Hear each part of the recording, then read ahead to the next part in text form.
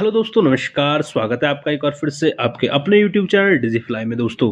तो दोस्तों, आज की ये क्लास होने वाली है भारत का भूगोल, क्लास थर्ड होने वाली है, जो कि आरआरबी ग्रुप डी स्पेशल हम चला रहे हैं आरआरबी ग्रुप डी के लिए। तो इसमें हम आज की क्लास में बात करेंगे प्रमुख झीलें और आपका भारत का मानसून और भारत के प्रमुख दर्रे। जी हाँ दोस्तों, तीन ये महत्वपूर्ण टॉपिक हैं जहां से एग्जाम में प्रश्न देखने को मिलते हैं। तो हम बहुत ही कम टाइम में दोस्तों इन तीनों टॉपिकों को अच्छे से कवर करा देंगे और साथ के साथ आपको बताता चलूंगा मैं कि कहां से और कैसे प्रश्न बनता है दोस्तों। तो बने रहें मेरे साथ दोस्तों। बस छोटी सी ये वीडियो होगी, इसलिए दोस्तों वीडियो को बिना स्किप के पूरा देखें, क्योंकि दोस्तों स्पेशली हम आरआरबी ग्रुप डी एग्जाम के लिए जो बच्चे सीरियस हैं उनके लिए ये क्लासेस ला रहे हैं। इससे पहले 2 क्लासेस हमने करा दी हैं, ये तीसरी क्लास है दोस्तों। और इसी चैनल पर, यदि आप हमारे चैनल पर नए हैं, तो इसी पर आपको रीजनिंग की और मैथ की क्लासेस भी देखने को मिलेंगी और बहुत जल्द दोस्तों करंट अफेयर की। तो कुल मिला के दोस्तों एक कंप्लीट तैयारी हम यहाँ पे कराने वाले हैं आरआरबी ग्रुप डी की। तो चैनल पर नए हैं तो प्लीज चैनल को जरूर सब्सक्राइब कर लें। चलिए दोस्तों, बिना वक्त गवाए बढ़ते हैं वीडियो की तरफ और पहला प्रश्न देखते हैं यहाँ पे कि भारत में सबसे बड़ी मीठे पानी की झील क्या है।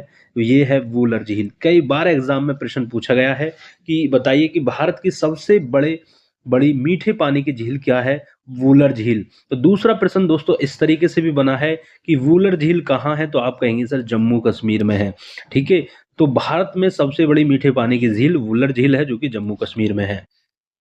अगला बात करते हैं, उत्तर प्रदेश के सोनभद्र जिले में रेहंद नदी पर गोविंद बल्लभ पंत सागर झील है। ठीक है, तो ये प्रश्न कैसे बनता है एग्जाम में, आपसे पूछ लेगा कि गोविंद बल्लभ पंत सागर झील कहाँ है, तो आप कहेंगे सर उत्तर प्रदेश के सोनभद्र जिले में।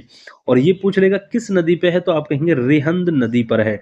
ठीक है, गोविंद बल्लभ पंत सागर झील। चलिए अब हम बात करेंगे प्रमुख झीलें और उनके उनसे संबंधित राज्य। जी हाँ दोस्तों, यहाँ से झीलों से प्रश्न बनते हैं और किस तरीके से प्रश्न बनते हैं मैं आपको बताता चलूं। आपसे पूछ लेगा कि जो चिल्का झील है वो किस राज्य से संबंधित है, मतलब चिल्का झील कहाँ है, तो आप कहेंगे सर उड़ीसा में है। ठीक है, उड़ीसा। इसी तरह पेरियार झील कहाँ है, केरल में है। ठीक है, अष्टमुडी झील कहाँ है, केरल में है ये भी। तो इस तरीके से आपको दोस्तों याद करना है चीजों को।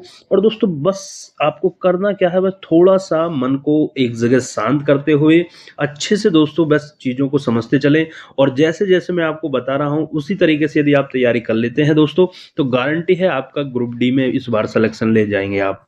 चलिए, पुलिकट झील कई बार पूछा गया है, कहाँ है, तमिलनाडु और आंध्र प्रदेश की सीमा पर।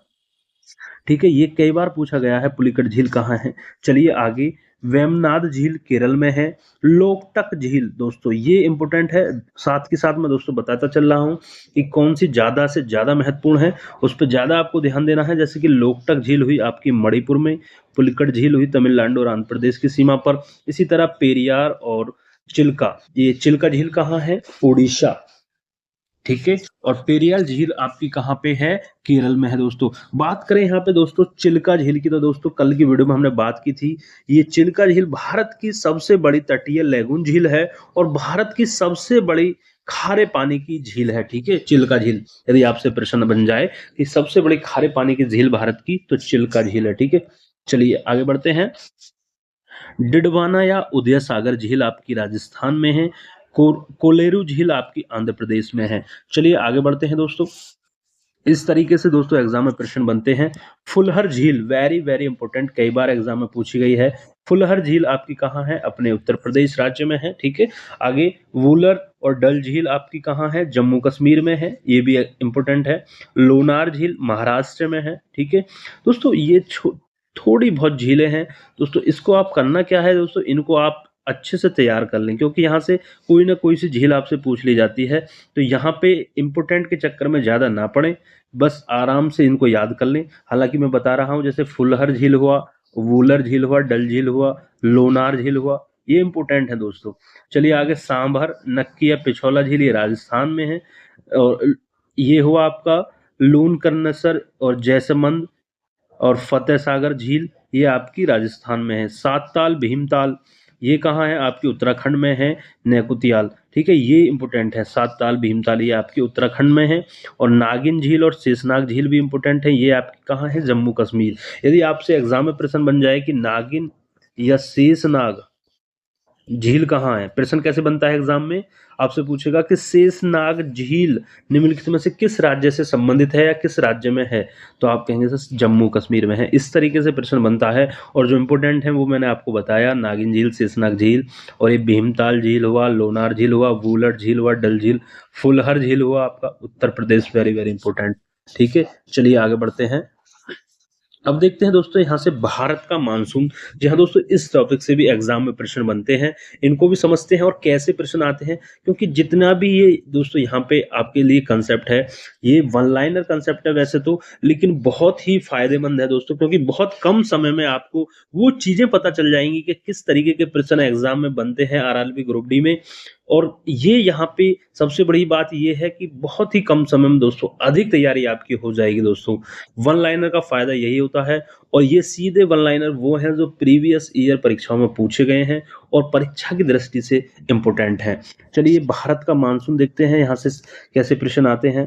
पहला टॉपिक है, यहाँ पे एक पॉइंट क्या है कि भारत में कुल वर्षा का लगभग 91% दक्षिण पश्चिम मानसून से प्राप्त होता है। भारत में इसकी सक्रियता जून से सितंबर तक रहती है। ठीक है, तो यदि आपसे पूछ ले कि भारत में मानसून का प्रवेश कब होता है, तो आप कहेंगे सर जून जून में होता है। ठीक है, जून से सितंबर तक रहती है ये सक्रियता। ठीक है, और यदि आपसे पूछ ले कि भारत में कुल वर्षा का लगभग 91% जो है साउथ वेस्ट से मानसून प्राप्त होता है, जो सबसे ज्यादा किधर से? दक्षिण पश्चिम से सबसे ज्यादा मानसून भारत में प्राप्त होता है। आगे बात करें, दक्षिण पश्चिम मानसून का प्रवेश भारत के केरल राज्य से होता है। ठीक है, यदि आपसे पूछ ले, ये कई बार पूछा गया है, इंपोर्टेंट प्रश्न है कि जो दक्षिण पश्चिम मानसून होता है जिसमें 91% लगभग जो है वर्षा होती है भारत में, तो ये किस राज्य में सबसे पहले प्रवेश करता है, तो आप कहेंगे सर ये भारत में केरल राज्य में सबसे पहले प्रवेश करता है। ठीक है, याद रखना। चलिए आगे। भारत मूलतः एक मानसूनी देश है और उच्च हिमालय उसे जलवायु संबंधी विशिष्टता प्रदान करता है। ठीक है, याद रखेंगे। चलिए आगे बढ़ते हैं। भारत में भारत में ग्रीष्मकालीन मानसून के प्रवाह की दिशा दक्षिण पश्चिम से उत्तर पूर्व की ओर होती है। ठीक है, याद रखेंगे। मानसून कहां से प्रवेश करता है? दक्षिण पश्चिम मानसून जो होता है वो दिशा दक्षिण पश्चिम से होती है और सबसे पहले केरल राज्य में प्रवेश करता है और उत्तर पूर्व की ओर ये बढ़ता है। शीतकाल में इसकी दिशा उत्तर पूर्व से दक्षिण पूर्व की ओर होती है। ठीक है, याद रखेंगे। ग्रीष्म मतलब गर्मी में क्या होता है? मानसून दक्षिण पश्चिम से प्रवेश करता है और शीतकाल की यदि हम बात करें तो उत्तर पूर्व से दक्षिण पश्चिम की ओर मतलब लौटता है फ्री है। ठीक है, इस तरीके से चीजों को याद रखेंगे। ठीक है, जैसे कि ये आपका ये हो गया, यहाँ पे आपका पूरब हो गया, इधर पश्चिम हो गया, उत्तर हो गया, दक्षिण हो गया। ठीक है, तो दक्षिण पश्चिम से, ठीक है, दक्षिण पश्चिम से क्या होगा? मानसून प्रवेश करता है ग्रीष्म काल में। और ठीक है, और उत्तर पूर्व की दिशा में ये बढ़ता है। ठीक है, इस तरीके से ये प्रवेश करता है और केरल राज्य में सबसे पहले प्रवेश करता है, ये ध्यान रखना है। और ये आपका दक्षिण पश्चिम से उत्तर पूर्व की ओर ये बढ़ता है।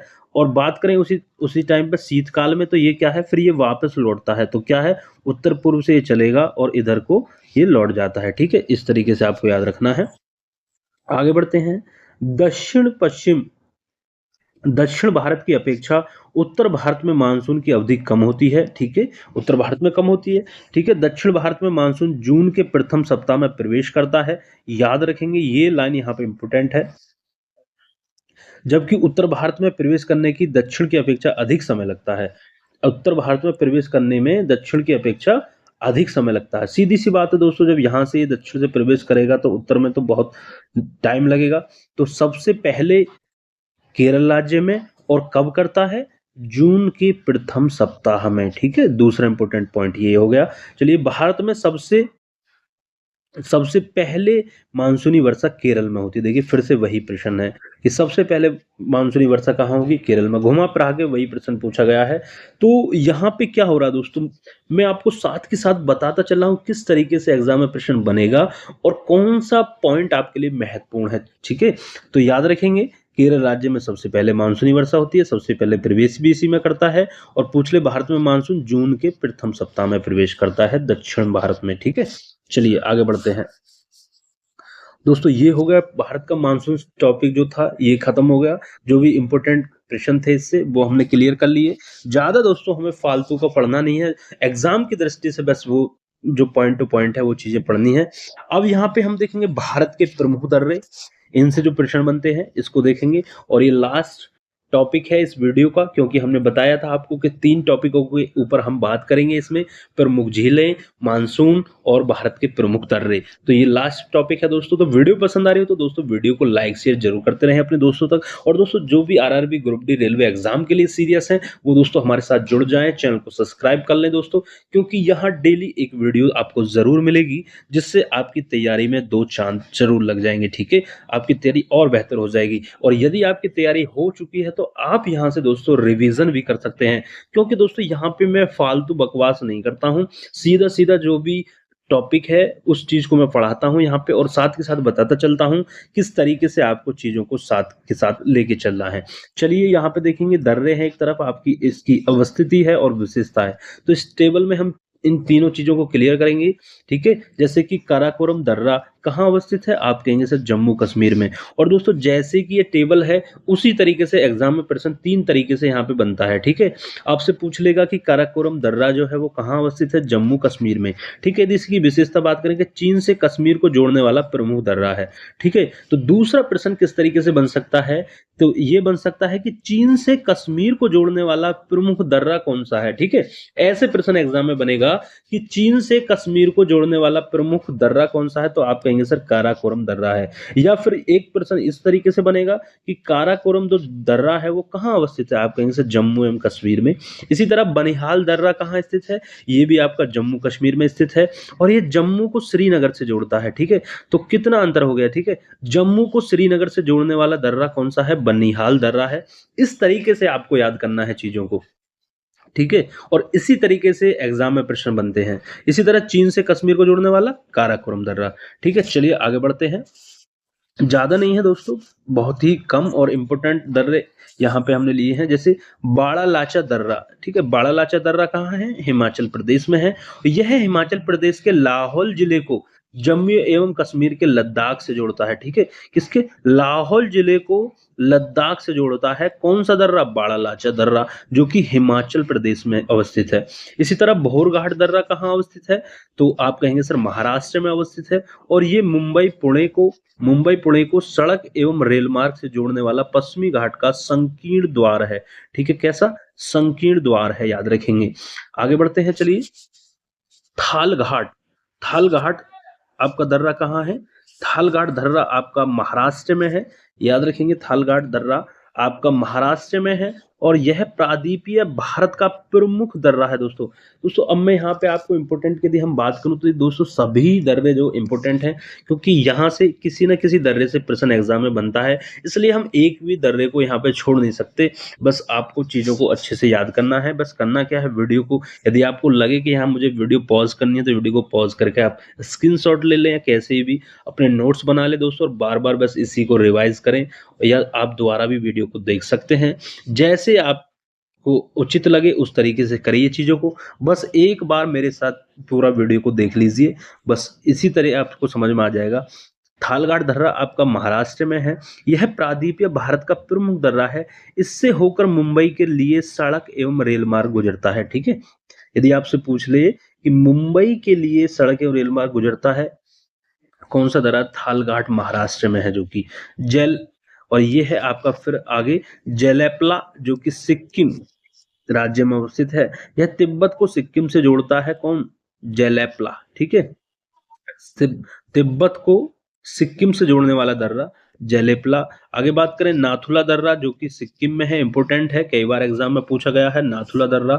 ठीक है, क्या है इसकी विशेषता, क्या है, वर्ष 1962 से बंद पड़े इस भारत चीन मार्ग को वर्ष 2006 में पुनः व्यापार हेतु खोला गया। ठीक है, ये इसलिए इंपोर्टेंट हो जाता है क्योंकि नाथुला दर्रा, याद रखेंगे, नाथुला सिक्किम में है। ठीक है, सिक्किम राज्य में अवस्थित है। और वर्ष 1962 से जो भारत चीन का युद्ध जो हुआ था उस समय से बंद पड़ा है, भारत चीन मार्ग, और 2006 में इसे दोबारा खोला गया, पुनः व्यापार हेतु खोला गया। ठीक है, और एक प्रश्न और बन सकता है इससे, कैसे बन सकता है कि जो नाथुला दर्रा आपका सिक्किम में है, वो उसको पुनः कब खोला गया। ठीक है, तो आप इस सन को याद रखना कि 2006 में इसे पुनः खोला गया व्यापार हेतु। और तीसरा प्रश्न ये कि किस लिए खोला गया, तो व्यापार हेतु खोला गया। ठीक है, यहां से ये चीजें याद करना है, इन चीजों को। आगे लीपुलेख दर्रा आपका उत्तराखंड में है। यह कुमाऊं क्षेत्र को तिब्बत के तल तकलाकोट से जोड़ता है। ठीक है, यह कुमाऊं क्षेत्र को तिब्बत के तकलाकोट से जोड़ता है। सिप किला दर्रा इंपोर्टेंट है, वेरी वेरी इंपोर्टेंट, कई बार परीक्षा में पूछा गया है। सिप किला दर्रा आपका हिमाचल प्रदेश में है। ठीक है, सतलज नदी इसी दर्रे के सहारे भारत में प्रवेश करती है।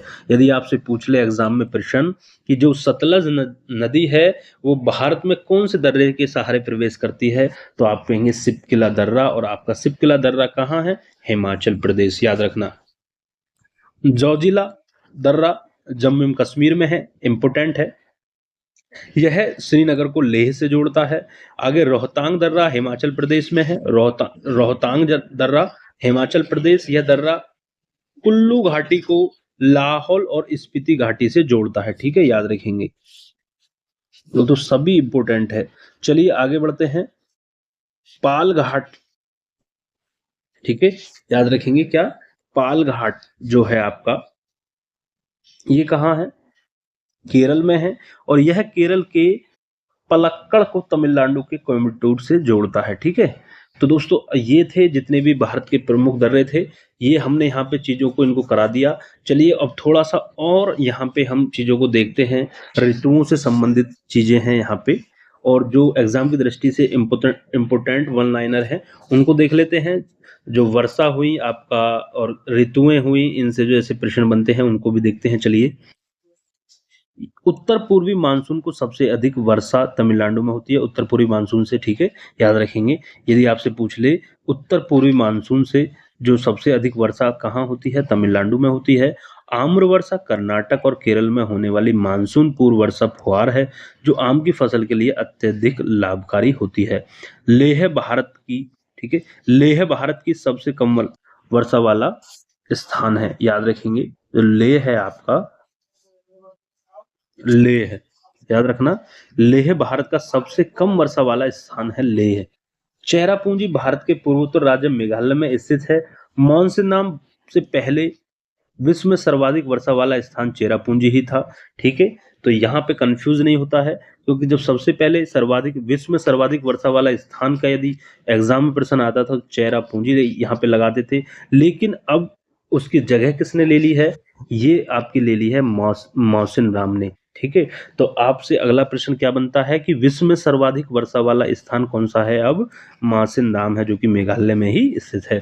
आगे बात करें, भारत में सर्वाधिक वर्षा प्राप्त करने वाले क्षेत्र पश्चिमी घाट, पूर्वी हिमालय तथा मेघालय हैं।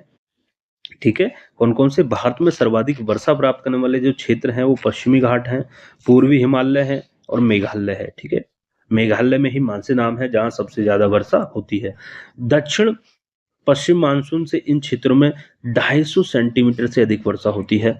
भारत में उत्तरी मैदानों में शीत ऋतु में होने वाली वर्षा पश्चिमी विक्षोभों या जेट स्ट्रीम द्वारा होती है, याद रखेंगे। चलिए आगे बढ़ते हैं। पश्चिमी विक्षोभों की उत्पत्ति, ठीक है, पश्चिमी विक्षोभों की उत्पत्ति मुख्यतः भूमध्य सागर में होती है। ठीक है, याद रखना, भूमध्य सागर में, जहां से ये आर्द्रता भी ग्रहण करते हैं। और उत्तर भारत में पश्चिमी विक्षोभ से होने वाली वर्षा गेहूं की कृषि के लिए अत्यधिक लाभकारी है। ठीक है, यदि आपसे पूछ ले कि उत्तर भारत में पश्चिमी विक्षोभ से होने वाली वर्षा गेहूं की कृषि के लिए अत्यधिक लाभकारी है। ठीक है, तो यदि पूछ ले एग्जाम में प्रश्न बन जाए कि गेहूं की कृषि के लिए अत्यधिक लाभकारी जो वर्षा है वो कौन सी है, जो कि उत्तर भारत में पश्चिमी विक्षोभ से होती है। आगे बात करें, भारत में शरद ऋतुकाल अर्थात अक्टूबर नवंबर में लौटते मानसून उत्तरी पूर्वी मानसून से तमिलनाडु तट पर 65 से 75 सेंटीमीटर तक वर्षा होती है। भारत में, अब अगला टॉपिक क्या है, भारत में मुख्यतः चार चक्रवात, भारत में मुख्यतः 4 ऋतु चक्रवात पाई जाती हैं। इसको ध्यान से देखना है। ये टॉपिक अच्छा है दोस्तों। यहाँ पे कैसे कि पहला है शीत ऋतु 15 दिसंबर से 15 मार्च तक। दूसरा है ग्रीष्म ऋतु 16 मार्च से 15 जून तक। ठीक है। तीसरा है वर्षा ऋतु 16 जून से 15 सितंबर तक। शरद ऋतु, ठीक है, 16 सितंबर से 14 दिसंबर तक। ठीक है, याद रखना है इसको। जो शरद ऋतु होती है वो 16 सितंबर से 14 दिसंबर तक। तो कोई सी भी ऋतु है उसका कार्यकाल आपसे पूछा जा सकता है एग्जाम में, तो थोड़ा ध्यान देना है इस पे, इनके कार्यकाल पे। चलिए आगे बढ़ते हैं। भारत की आकृति के कारण दक्षिण पश्चिम मानसून दो शाखाओं में विभाजित हो जाता है। पहला अरब सागर शाखा, दूसरा बंगाल की खाड़ी शाखा। ठीक है, याद रखेंगे।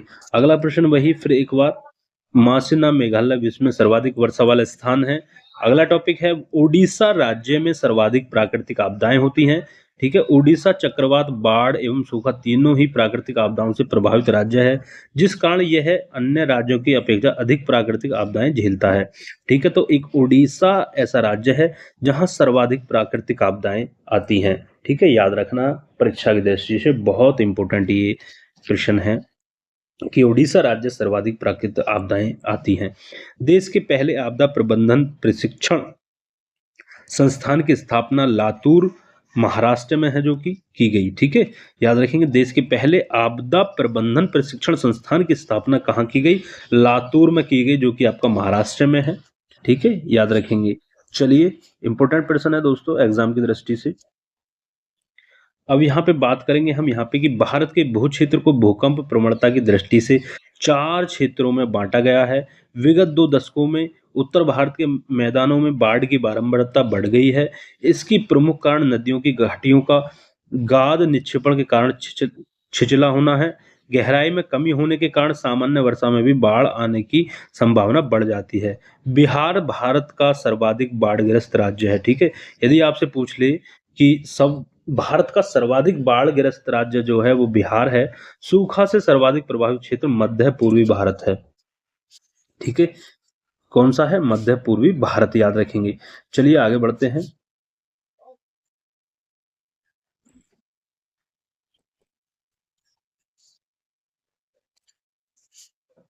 मध्य पूर्वी भारत, मध्य पूर्वी भारत बंगाल की खाड़ी में उठने वाले चक्रवातों से सर्वाधिक प्रभावित क्षेत्र है, जिसमें उड़ीसा राज्य में चक्रवात आवृत्ति की संख्या सर्वाधिक है। ठीक है, उड़ीसा राज्य में। और अगला पॉइंट है कि चक्रवातीय तूफानों अथवा चक्रवात वायुमंडल में हवाओं के चक्राकार आकार के वायुपिंड होते हैं। उत्तरी गोलार्ध में इनकी दिशा घड़ी की सुइयों के विपरीत एवं दक्षिणी गोलार्ध में घड़ी की सुइयों की दिशा में होती है दोस्तों। तो ये था दोस्तों आज की वीडियो में जितने भी महत्वपूर्ण प्रश्न थे आपके एग्जाम की दृष्टि से, उन सभी चीज़ों को मैंने यहाँ पे कवर किया आपके लिए दोस्तों। और फिर बहुत जल्द दोस्तों मुलाकात होगी एक नई वीडियो के साथ, भारत के भूगोल की वीडियो के साथ। दोस्तों वीडियो अच्छी लगी हो तो वीडियो को लाइक शेयर जरूर करें दोस्तों, और जो भी भाई बहन आपकी तैयारी कर रहे हैं उन तक इस वीडियो को जरूर पहुँचाएँ, जरूर से जरूर दोस्तों शेयर करें दोस्तों। मिलते हैं अगली वीडियो में, तब तक के लिए जय हिंद, जय भारत दोस्तों। और जो यहाँ दोस्तों त्योहार है आपका होली का दोस्तों, अच्छे से मनाएं। सभी को होली की हार्दिक शुभकामनाएं दोस्तों। आपके परिवार को, सभी को, जितने भी आपके मित्र भाई बहन बंधु हैं, उन सभी को होली की बहुत बहुत शुभकामनाएं।